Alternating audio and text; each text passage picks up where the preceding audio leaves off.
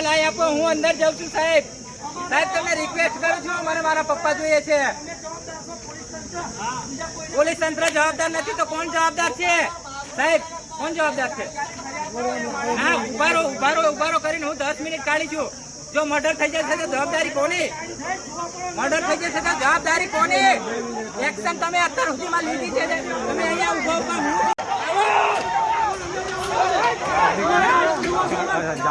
કરવા માટે છે.